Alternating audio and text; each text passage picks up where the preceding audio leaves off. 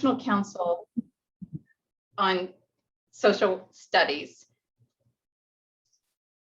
stated that citizenship is really this process of preparing individuals to be rational, humane, participatory individuals of the world that is becoming increasingly independent.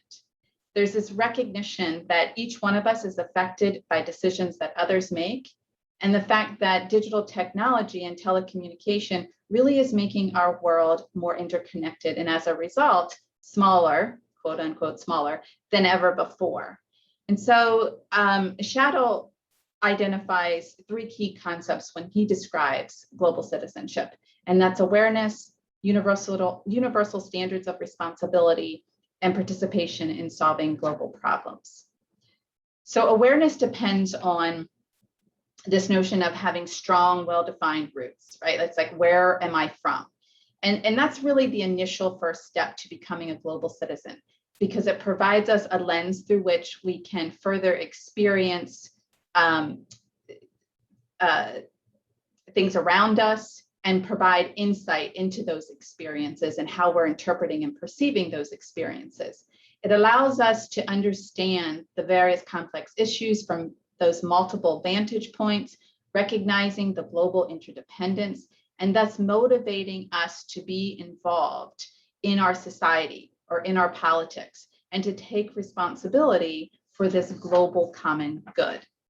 When we think about universal standards of responsibility, then it's that allegiance to our community of humankind. So we begin to move beyond this awareness of our responsibilities, and we begin to respect the equal worth of all members of a community. And it involves this willingness to build personal relationships with those from other backgrounds in order to foster cross-cultural empathy.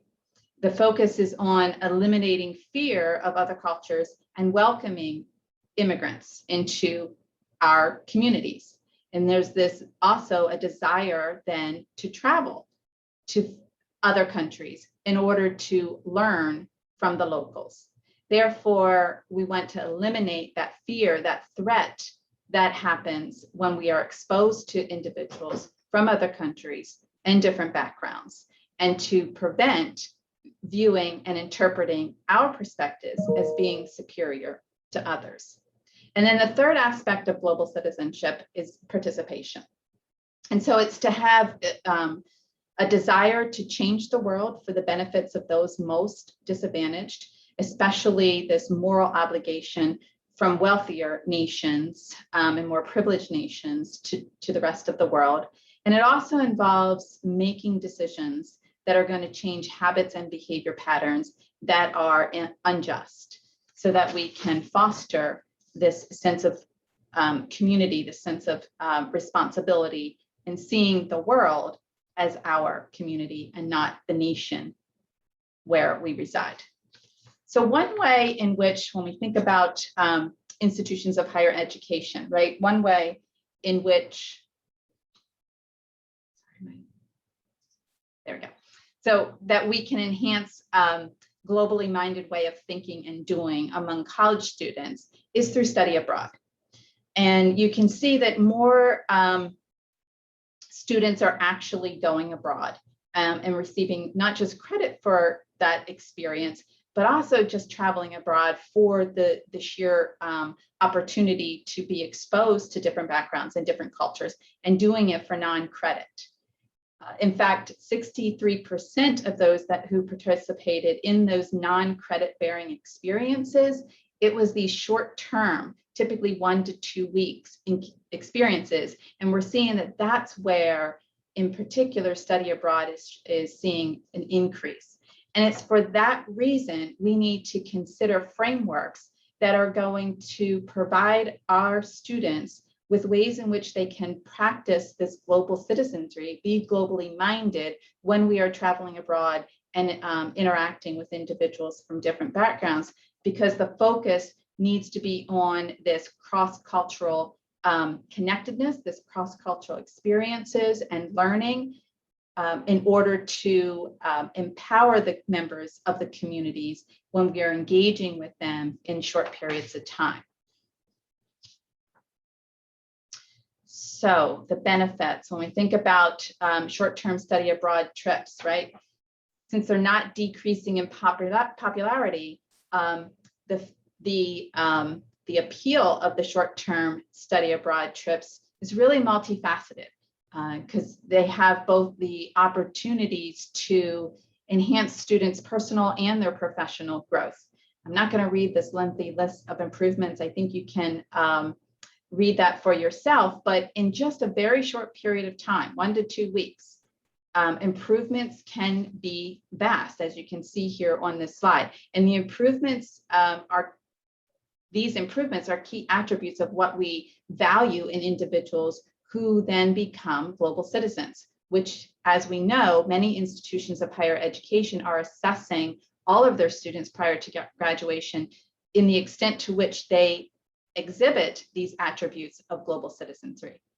So another appeal of these short-term trips often include the fact that they couple and include a service learning experience, this global learning experience, because it has the potential to teach us some of the cultural or some of the structural causes of global poverty and inequality.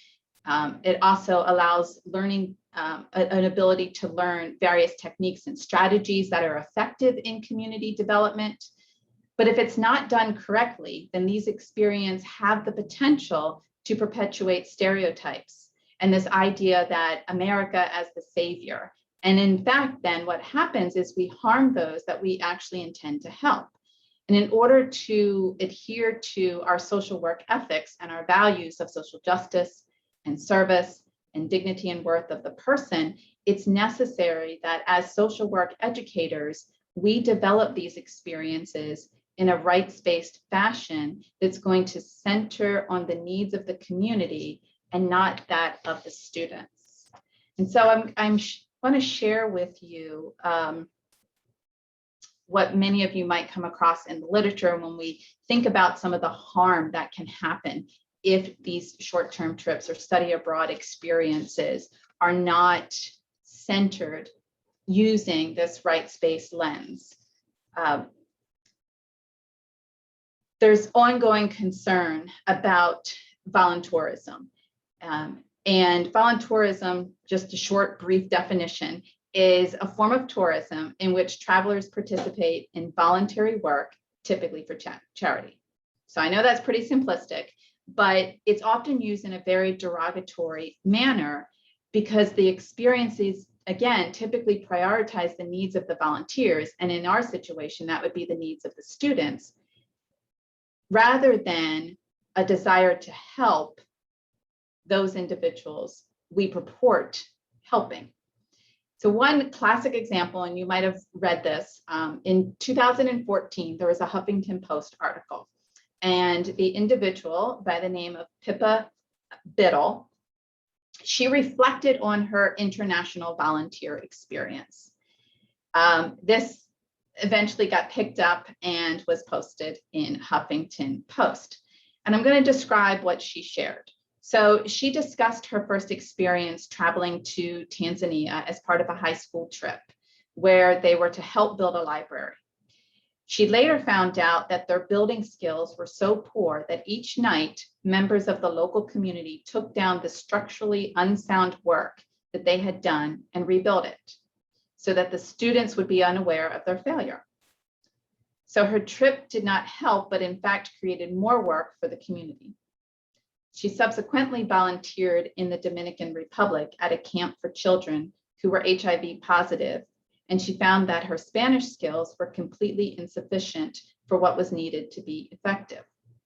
She states that she finally accepted that, quote, "My presence is not the godsend that I was coached by nonprofits, documentaries, and service programs to believe it would be." So even when her motivations or any volunteer's motivations are altruistic, we can still do harm and exploit the individuals in those host communities. And it's really common for volunteers, especially students, to place pictures of themselves with children on social media in order to show off their experiences. but the children are unable to consent because they don't understand the potential negative implications of what's happening. We need to remember that this not only violates a human right to privacy, but it's also an ethical violation because it disregards client confidentiality. It also reinforces that the image of the visitor, right, the student, the volunteer, again, is the savior and the hero, and that the community needs to be saved. So when we think about, okay, so what can we do? How do we avoid causing harm when we travel to host communities? I'm going to share with you the human rights-based approach.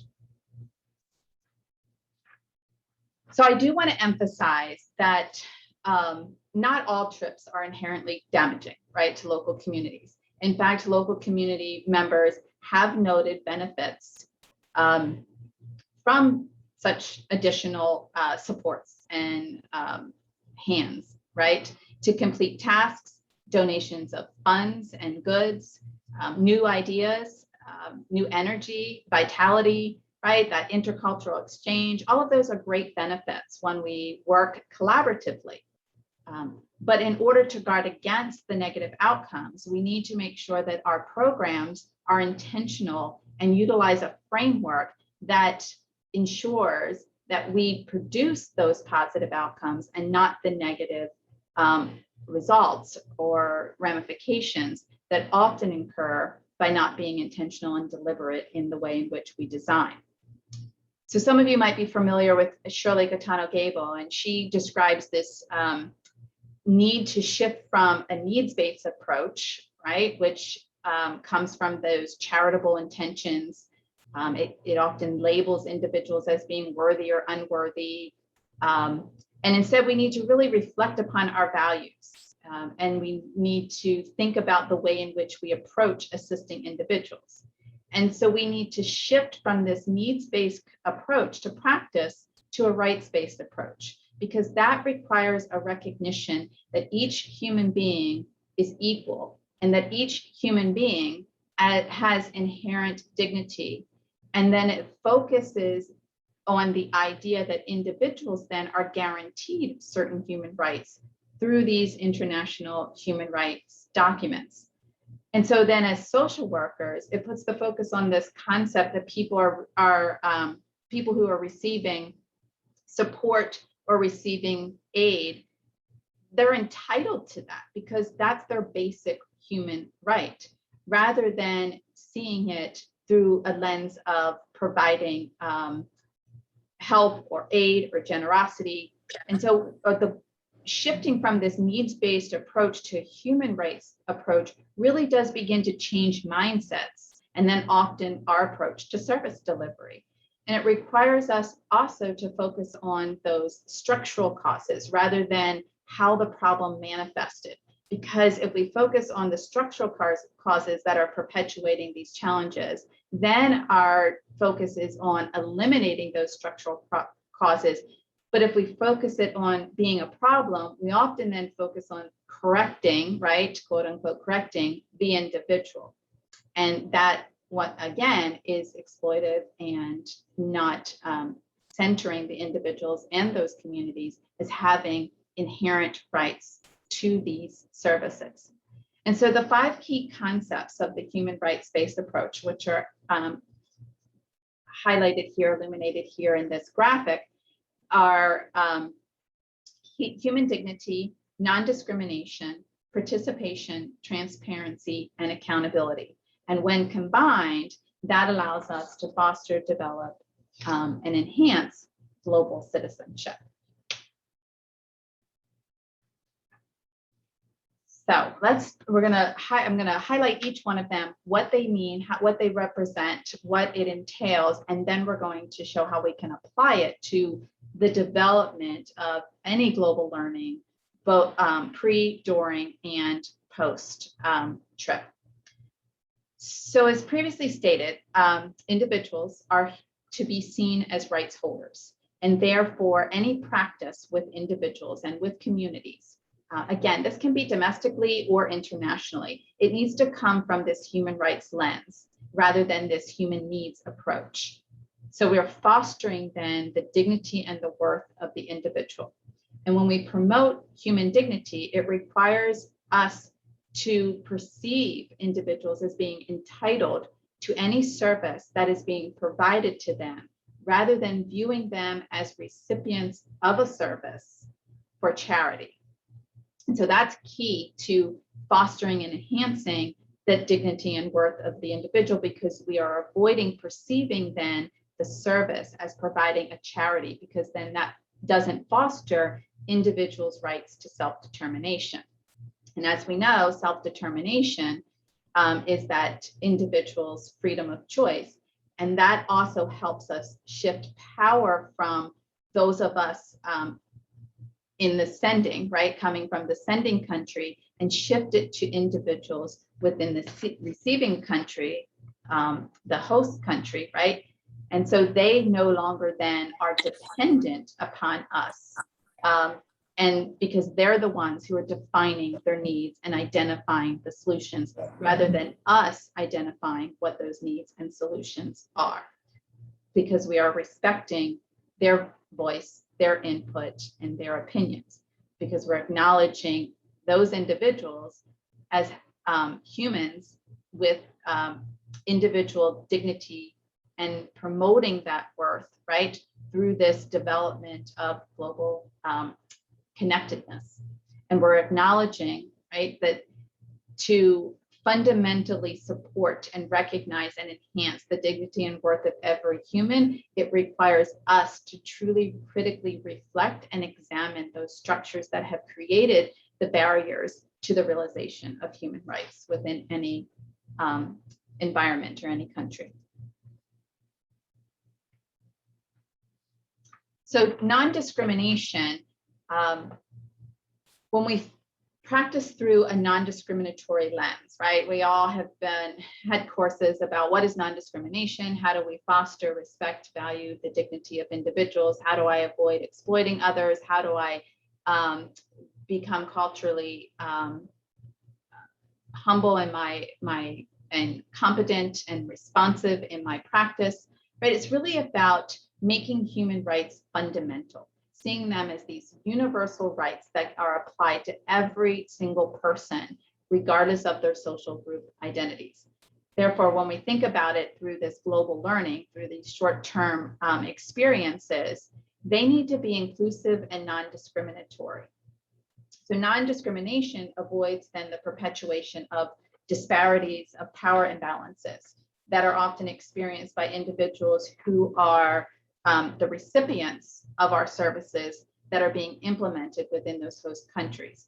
And so non-discrimination then, or non-discriminatory practices, are going to recognize that approaches to these social challenges that exist within the United States might not work in other countries, and that the interventions and the treatments and the approaches that get implemented must meet the social and cultural norms of the individuals and the communities. So think back to that library, right, that Pippa Biddle talked about, and wasn't taking into consideration the environment in which they were building that library. And so they weren't building it in a way that was going to be sustainable for that particular environment. So when we practice, right, through this non-discriminatory approach, we're practicing through a cultural humility lens, which is essential to foster respect for diversity and for difference. And then to apply this concept, we need to make sure that when we are developing that itinerary, right, we're developing it in collaboration with members of that host community, because then members of the host community have the opportunity, right, to shift that power imbalance and give us insight into what may or may not work within their host, their environments. And it avoids applying a Western viewpoint, a Western lens, and a Western approach to the treatment and to our approaches. So the third concept of the human rights-based approach is participation.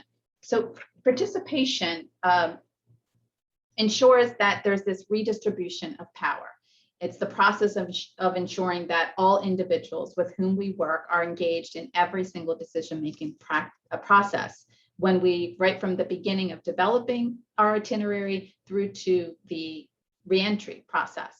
And so it really takes this, that disability rights movement slogan, nothing about us without us, to heart. And we must ensure that that participation, however, is meaningful. Otherwise, it's just going to become an act of tokenism. And also the participation must be reciprocal, and there must be an emphasis on capacity building, because we want to make sure that when we leave, that whatever was done can be sustained and maintained within that community. Otherwise, our intentions, right, although they might be good, we're continuing to cause harm to that community.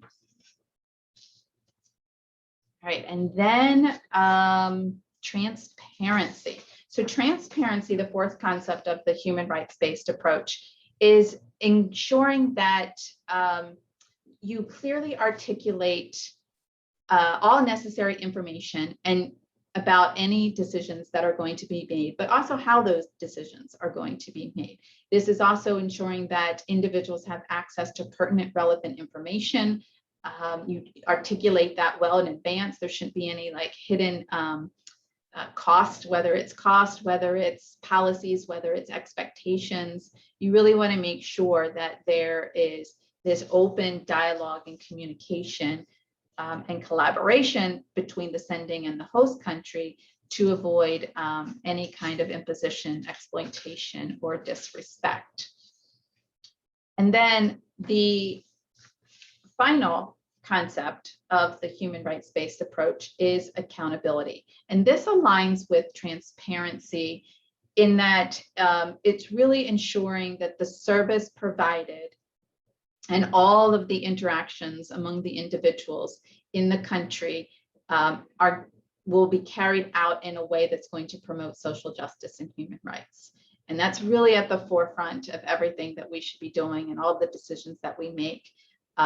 So whether it's for short-term or long-term or again, I said domestic or international, we really want to just make sure that those decisions that are reinforcing what the expected behaviors are of the individuals, what are their expected attitudes as well when you're going to be interacting with individuals, because you want to ensure that those interactions are respectful, are valuing individuals, are fostering this sense of community, a sense of respect for one another, value of one another, appreciation for one another, and really coming to the host country wanting to learn and understand and not impose our way of doing things and insinuate that our way is better. So now, we talked about this whole framework, right, that has these key concepts of fostering a human rights-based approach. So it aligns perfectly. Hopefully you realize that this aligns perfectly and aligns well with the social work values and our ethics, right? So then what does this look like, right? We always are, as social workers, trying to make sure that you understand how to take these frameworks, how to take theory and apply it to practice so that we can make it come to fruition, right? And so one of the things that we need to think about is, what can I do before I ever get there? Because we're not applying it just once we arrive in another country or once we arrive in another community. Again, we can apply this approach with all of our practice. So even thinking domestically, when I enter another person's community, another person's environment, I want to make sure I'm practicing through a lens that's going to foster value, respect, ensure my accountability in the way in which I'm going to do that, right? And so I'm familiar now with the concepts, right? So what does this look like? So we have to, when we're thinking about the pre-departure, so the pre-departure, there are several activities that you can engage in order to foster and reinforce these concepts, these components of the human rights-based approach. So you want to always strongly encourage individuals to do some of this critical reflection, right? Watching documentaries, reading material about the host country, about the global challenges that are present within that host country, as well as how they're responding or not responding to some of those human rights violations. Participating in formal pre-departure orientation and education, again, to know what the expectations are of your behavior. Get to meet your members of the host country before you ever arrive in that country. And so there's a lot of activities that you can do before you ever arrive in that country that will help challenge. The goal is to really participate in activities that are going to challenge your assumptions that you have about members of that host community, as well as the challenges that they are experiencing and or the ways in which they are responding to those challenges. You want to raise your critical consciousness through that critical thinking, through that dialogue with your peers and with your faculty. That's going to increase your awareness. That's going to increase your knowledge. That's going to increase your appreciation, respect, and value of individuals once you enter and arrive in the country, because you're going to then practice through that cultural humility lens, which is key to becoming a global citizen. So once you arrive, right, in the country, right, there's some basic, and after you do some of the basic safety health orientation, right, that most trip leaders and members of that host country engage in, right, then it's important that you get acclimated to your new environment. And you want that environment, right, to be viewed as your environment. This is now going to become your environment in which you're going to reside over the next however many days. So to do that, right, you've got to engage with the members of that community.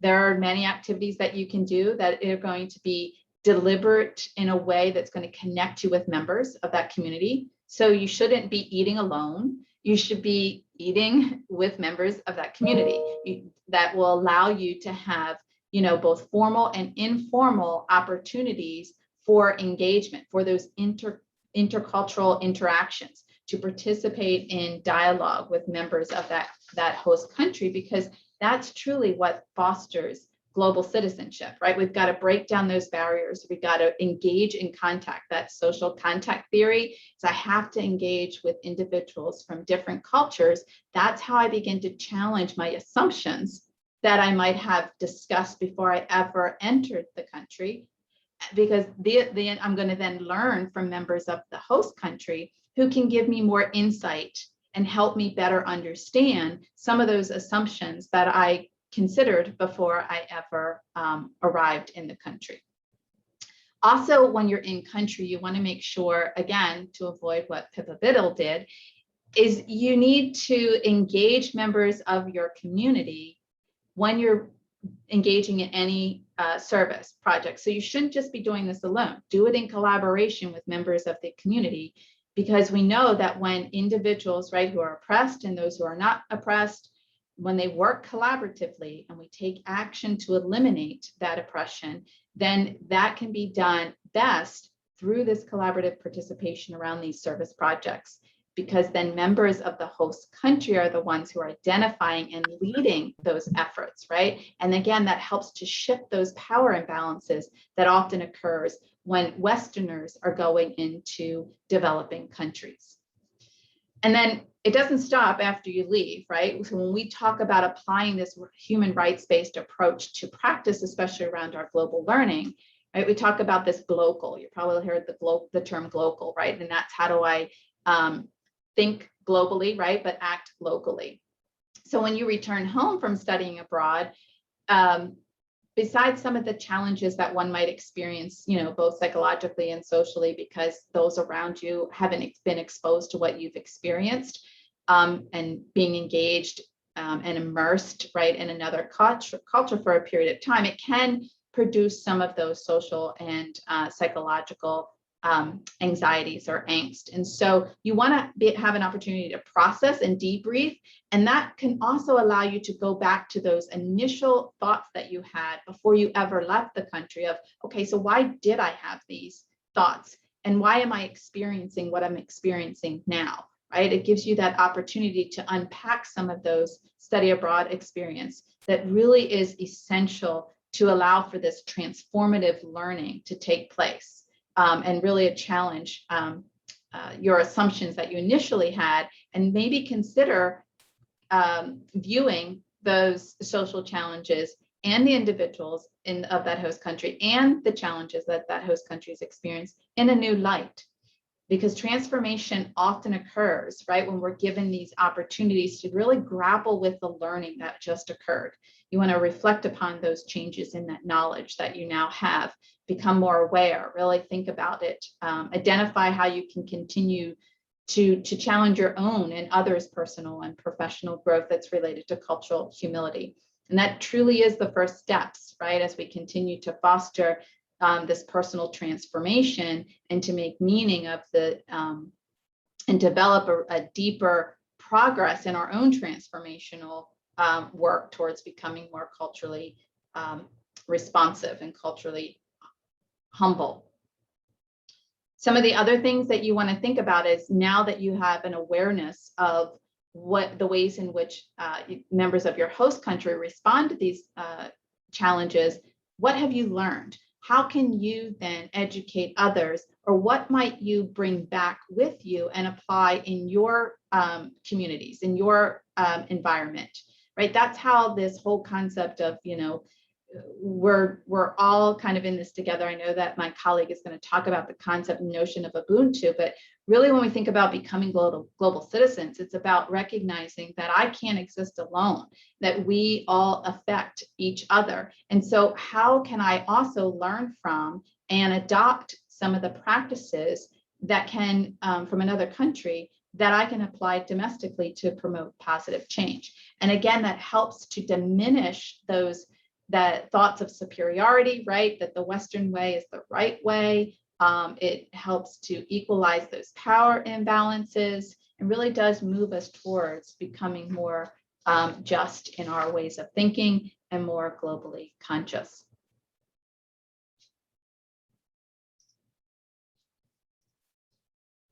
So the key concepts of the human rights-based approach to practice, which include human dignity, non-discrimination, participation, transparency, and accountability. When we apply them to the pre-departure, to in-country, and to re-entry activities, when we are engaging in global learning experiences, and they're designed and implemented to promote collaboration between both the sending country and members of the host country, we then avoid this notion of volunteer tourism. So doing this, we are participants practicing through this human rights lens. We truly do begin to raise critical consciousness by becoming more aware, by challenging our own assumptions, by becoming more culturally humble, and truly becoming global citizens. So I'm going to allow for questions. I believe I still have some time, right? Just want to thank you for the opportunity to be able to share with you a particular framework that, when we are intentional in the way in which we design and implement and carry out and then learn from, right, those experiences, that we truly are creating a world in which we're connected and we think beyond our own spheres of influence, and we learn from and engage in this notion of global citizenship.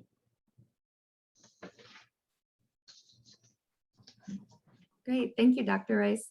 If folks want to either raise your hand or put questions in the chat box for Dr. Rice, we definitely have some time left if you would like to ask some questions or even share some examples. I know one thing I'll chime in about is that within our Mercy schools, I think it's quite common for our students to have the opportunity for short-term study abroad, either through alternative spring break and campus ministry related travel or through academic travel. So I'm interested to hear from some students and from some of our Mercy schools what issues you guys have encountered or what questions you have.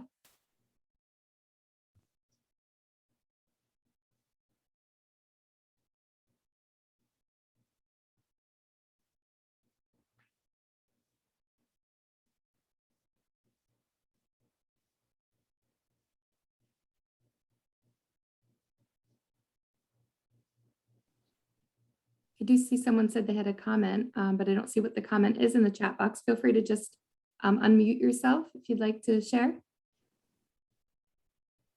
Hello, this is Arlo Benjamin.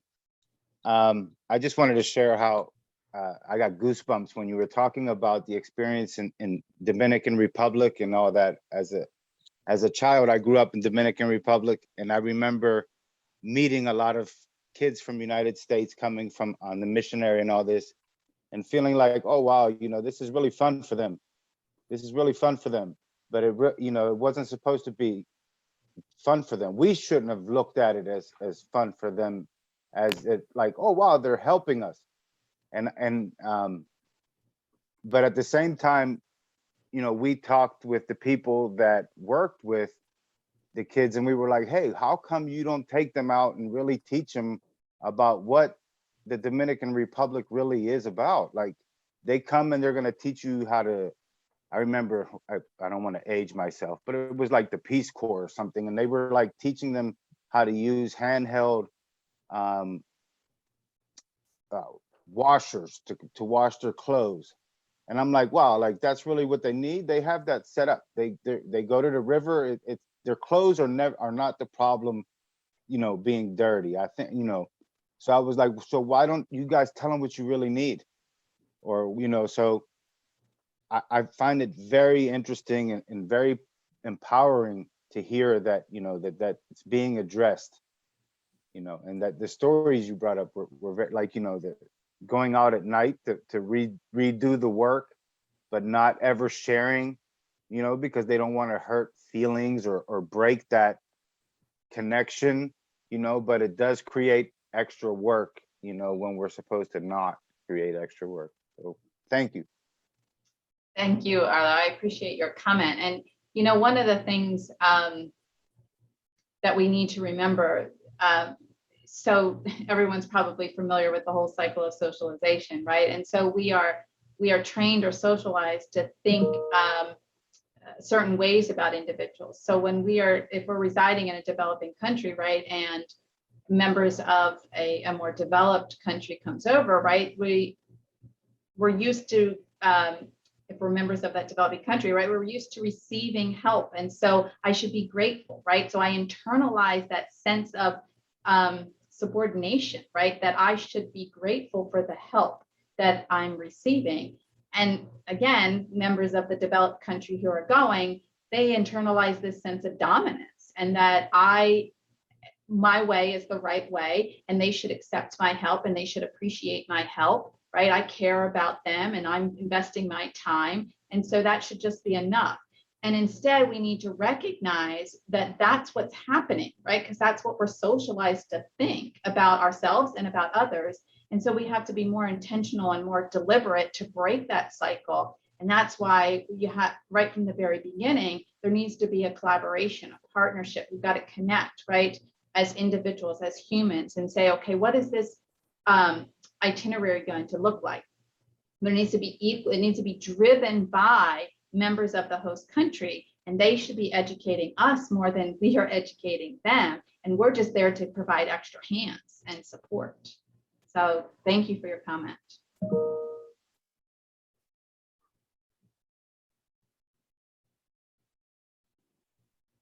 See a few comments in the chat box as well as the questions. Let me just highlight those. A comment about, I appreciate the encouragement of shifting from a needs-based perspective to a rights-based perspective. Would love to see rights-based approach implemented in all service study abroad programs. And then a question from Jessica Friedrichs to everyone. I'm curious to ask the students who are listening if any of you have gone on a study abroad or service experience, such as alternative spring break, and what approach your experience took. Good question. Hi. I did alternative spring break with Carlow University for 3 years. Sorry, I'm at work.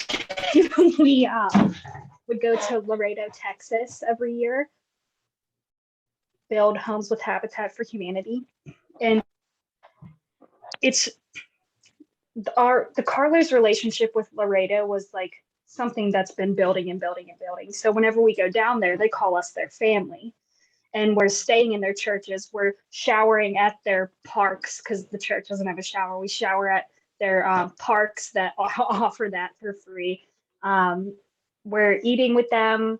They're taking us to their favorite restaurants, teaching us different Spanish because like we just go and we don't know Spanish and a lot of times, but like I definitely relate to the part where you spoke about people going into the community and saying like it looks fun for them because it was fun. I'm not gonna say it wasn't fun. It was fun, but I definitely got looks from people like whenever we would go into Walmart to buy our supplies for the week.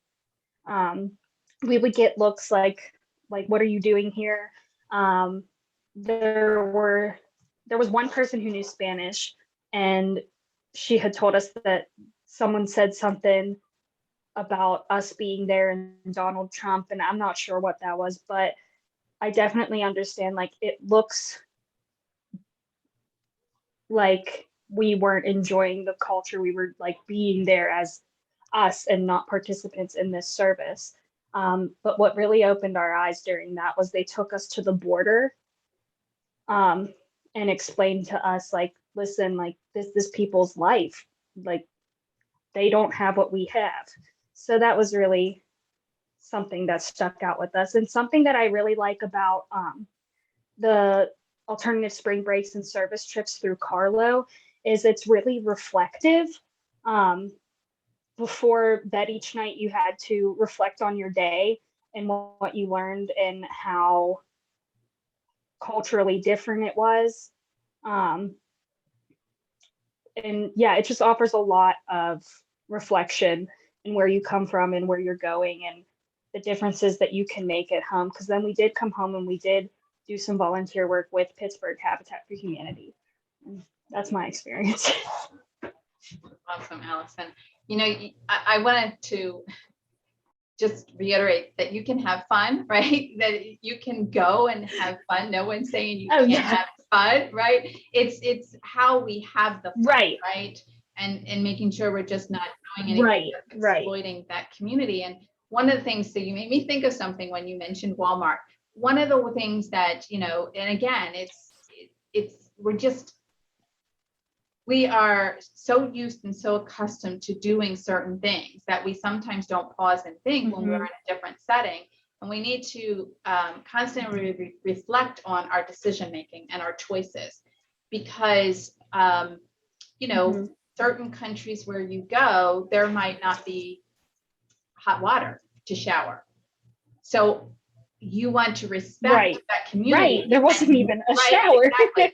And don't stay at a place where there's going to be hot water, because then again, you are not valuing and respecting, and you're saying, I'm more worthy than you are because I need to stay in a place that offers a hot shower, right? Or if Walmart is in a location, we know that Walmart sometimes will close down those small mom and pop shops, right? And actually is harming a community. So we want to make sure that we're investing in that community, not investing in the CEO back here in the US, right?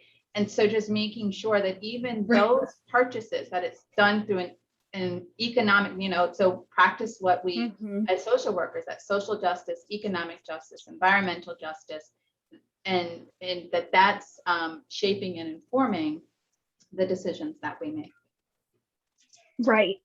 Right. It was definitely eye-opening and very worth it. I mean, I went back for 3 years.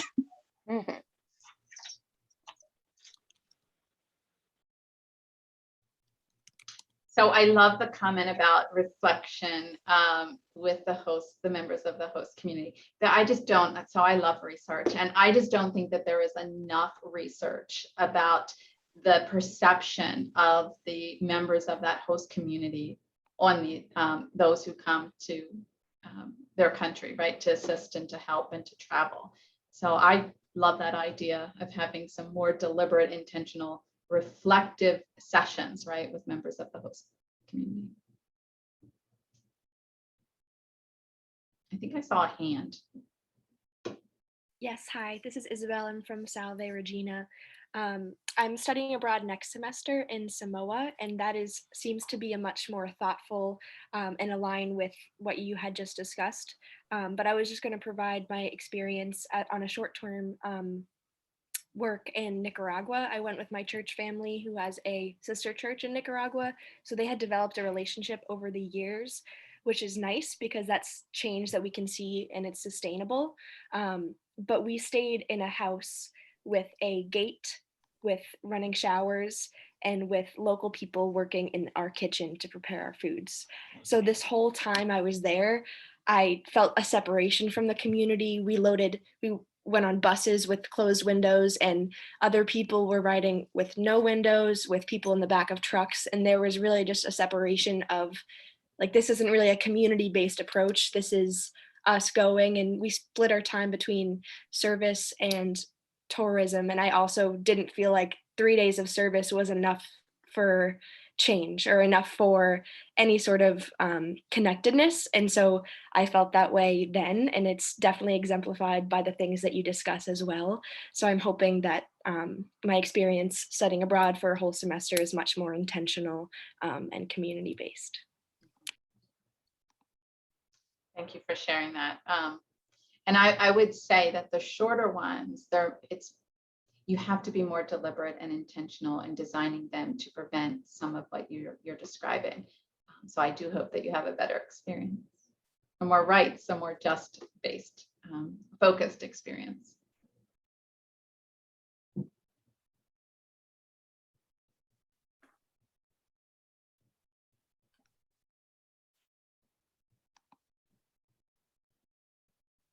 I'll just share. And I that. do see you. I saw your comment earlier, and I just want to give a shout out to Ken. It's good to see you as well. I was going to share that at Gwynedd, Mercy, we have 2 partners in Haiti and in Jamaica. And it was really eye-opening for us during the pandemic when we couldn't travel to explore other ways to be ethical international partners, from across the border. And we have deepened our partnership more than I ever would have imagined. And it's a deeper partnership because we haven't traveled. And, now we have 3 or 4 things per year that we're doing collaboratively, whether it's research or fundraising, making sure that the fundraising we're doing is going directly to the community that it's intended for, not a US-based organization that oversees, a nonprofit in another country, doing cross-cultural exchanges between our students and some of the students there. It's just been a much richer and deeper collaboration without ever even leaving Gwynedd Valley. So I hope that, we all are considering that in addition to the study abroad with our partners. Yeah, I appreciate you sharing that, Janice. That's some of that re-entry work, right? When we think about what can we do when we return, it shouldn't stop just because we return, that these relationships, right, need to be intentional, ongoing, long-term. And there are ways in which you can support each other, right? Even when you're still miles apart and you're not physically in that host country. So I appreciate you sharing that. Dr. Rice, I just wanted to thank you for such a wonderful talk and say that the talk that I'm giving at 6 tonight is going to really echo a lot of what you shared tonight. And one piece that I'm interested in your thoughts on, because it's part of what I thought about in mine, is how do we take this same, I think these points are so valid for also the work we do just as social workers.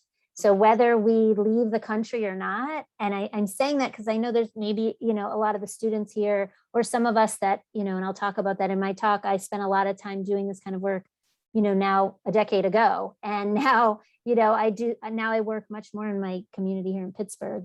And I just wondered if you had any thoughts of using this framework as a social worker here with any community, because I think it's relevant too to that. I actually teach a course in using this framework just as a social worker, right? And what you're going to find is the new EPAS 2022 is embedding human rights throughout its entire implicit and explicit curriculum. So they're being more intentional that this should be the framework through which social workers practice. And you can see why it aligns perfectly with our values. And so when you are using that human rights-based approach, right, you're accountable, right? So let's just take accountability. Accountability means that I'm going to be very upfront of what you can expect from me, and I want you to be able to hold me accountable, right? But then here's what I expect from you, and we're going to hold each other accountable. Just because they are the quote unquote client, right? It doesn't mean that I'm superior, because there needs to be that mutual respect, right? Dignity and worth, and we're going to participate, right? That collaborative, that reciprocal participation in order to help you meet your outcomes, your goals. So it's, I use it as a framework in everything I do. I teach it in my courses, and soon we're all going to be required because CSWE is going to mandate it. I think it's very interesting, with the diverse population of clients that we work with. I always viewed entering a person's home as really entering their culture. And in a sense, if they weren't, US citizens, I'm entering their country, because their home represents their country. So it was important for me to understand, the dynamics of how they work, their systems of support, their traditions and things, and empower those things to continue. So I think it's very connected. I think, like you said, it should be in everything we do. Absolutely. Hi, Karen. Wade Luquette from Gwynedd Mercy Hi, University. Wade. How you doing, Karen? I'm doing well. Good to see you. Good. Good to see you too. So for 8 years at Gwynedd, I took a group of students down to my hometown of New Orleans after Katrina. And I wanted to do something a little different than some of the groups that were going down there and just doing all service. So we developed it as a course. And so there was a lot of cultural parts. So we studied the food, my favorite thing to study, the music and the architecture of the city, and had tours. And we spent a day in service. And one of the things I noticed of schools going down there, and you can imagine there were so many schools going down afterwards, is a lot of times they would, I don't know where they would stay, usually not in the city. They'd show up in a bus, they go in, they do their thing, they go home. And it's sort of like you said, going in to save the city. And I told my students, I don't want you to save the city. That city's been through fires, flus, and floods. It doesn't need saving. Let the city save you. And the way we did that is I made sure they talked to residents. And so we had amazing conversations with a woman who had been separated from her mother for 6 months, not knowing if she was dead or alive after the hurricane, because they were sent to 2 different cities. And a man who spent 3 days in his attic, his house was completely surrounded by water. And, just amazing stories that touch students. And at the same time, they were still able to help and do what the residents wanted them to do. There was a man who had wood in his house that he wanted to keep, and it had mold on it. So I gave him, face mask and a sander, and they sanded wood. It wasn't even that much wood. And the students said, why did we sand that wood? He could have just gone to Home Depot and bought new wood. And I said, because he wanted you to. That's what he wanted you to do. So I love your the way you put all that together. That's about what residents want, listening to them. That's just so important, that it's not just ecotourism, that it's all the things you were saying. So thank you for that. Thank you. And I thank you for what you're doing, because that's wonderful. I truly believe we do a scavenger hunt usually when we go to any new place, and the scavenger hunt requires them to talk to the residents to learn, like, where is the bank and where is the grocery store and where are you going to go see the doctor if you need to, right? So it requires them to talk to the residents and get to know that environment, so that they're not, they don't see themselves as an outsider, right? Because you want to become comfortable in that environment, because if you're going to stay there for, even if it's a week or 2 weeks, right? And then you begin to see yourself as a member of that community and not as an outsider. And that helps shift your thinking as well. And then you don't see those with whom you're working as outsiders and as others. Yeah, well, 2 of the students did move down and got their master's degree and are social workers. One is the social workers for the musicians clinic in New Orleans. So That's she's awesome. very, very important to the city.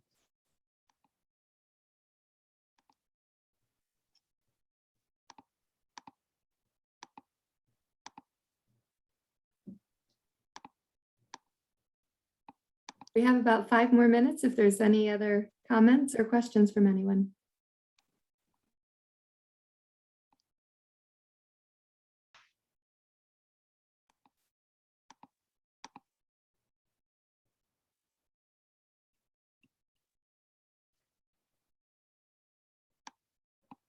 Okay, well then, I guess people will have a little bit longer break for dinner, which nobody can ever complain about. But you know, we have so many exciting workshops tonight and tomorrow night that all exemplify ways that different Mercy social work programs are implementing the human rights approach in our work, the way that we are building partnerships with our that are reciprocal with our international partners. And so I hope that you will all come to all the breakout sessions. We will be recording them too, so we can distribute those recordings afterwards as well.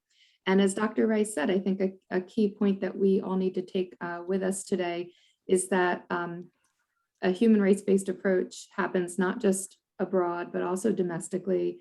It's a lens within which, you know, we can view all of our work on a micro, meso, and macro scale.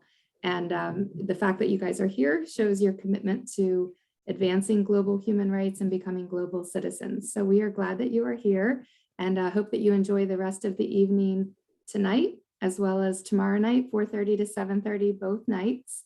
I also want to remind everyone that there are separate Zoom links for every session. So go back to the conference webpage or go back to the conference schedule that was emailed to you, and let us know if you need the Zoom links. I'm putting my email in the chat box in case anyone misplaced it or needs it. So any final thoughts or questions? Great. Dr. Rice, thank you so much for being here with us today. Very much so you. enjoyed your I appreciate presentation. it. Yeah. All right. Enjoy And the rest of your conference. thank you. Yeah, feel free to stay. Yeah. And the rest of you, we will see you at the 6 o'clock breakout sessions. Have a good time. Bye-bye. Yeah. Thank you. Thank you.